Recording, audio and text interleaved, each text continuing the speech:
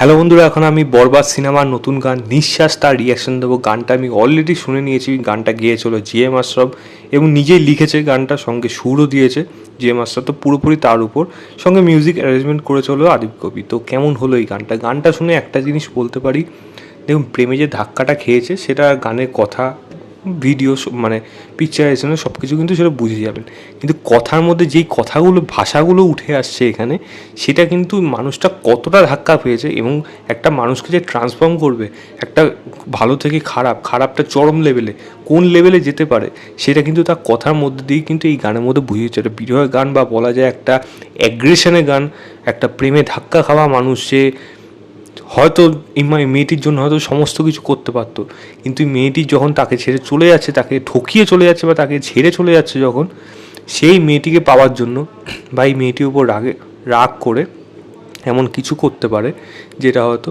সাধারণত নর্মাল মানুষটা করে ওঠে না, কিন্তু এই মানুষটা করে ওঠে এবং সেই রোলটা কিন্তু শাকিব খান এখানে প্লে করছে। এবং এটা পরিষ্কার বোঝা যাচ্ছে যে তাদের মধ্যে একটা বিচ্ছেদ আসবে এবং বিচ্ছেদ থেকে এই গানটা থাকবে।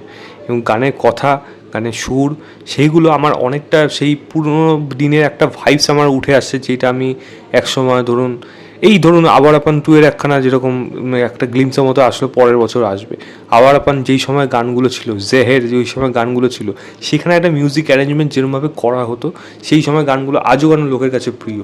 তো তার পেছনে কারণ আছে, মিউজিকের সোর্স বা বলা যায় মিউজিকের কোর, যে মানে যেটা মানুষের মনের মধ্যে দাগ কেটে থাকবে, সুর, সেই জিনিসগুলো কিন্তু এই গানের মধ্যে আমি কোথাও যেন খুঁজে পেলাম।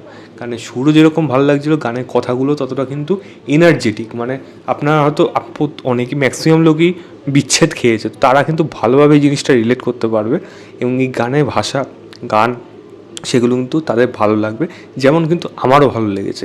আমি বলবো এই গানটা কিন্তু বেশ ভালো একটা গান হয়েছে। আগের গানটাও খুব ভালো ছিল, খুব মিষ্টি একটা গান ছিল আগেরটা, এবং এটাও কিন্তু বেশ ভালো একটা গান হয়েছে, যেটা কিন্তু আগের গানটার মধ্যে যেই ঝলকগুলো পাওয়া যাচ্ছিলো, সেটার যে আভাস আমি পাচ্ছিলাম যে এবার হয়তো একটা বিচ্ছেদ ভালো রকমভাবে দেখাবে, সেটা কিন্তু এই গানের ভাষা বোঝা যাচ্ছে, যেখানে শাকিব খান যা ইচ্ছা তাই করতে পারে। এবং এই মানুষটা যে কী ডেঞ্জারাস হতে চলেছে এই সিনেমার জন্য, সেটা তো বাংলাদেশের অডিয়েন্সরা অবশ্যই বুঝতে পারবে।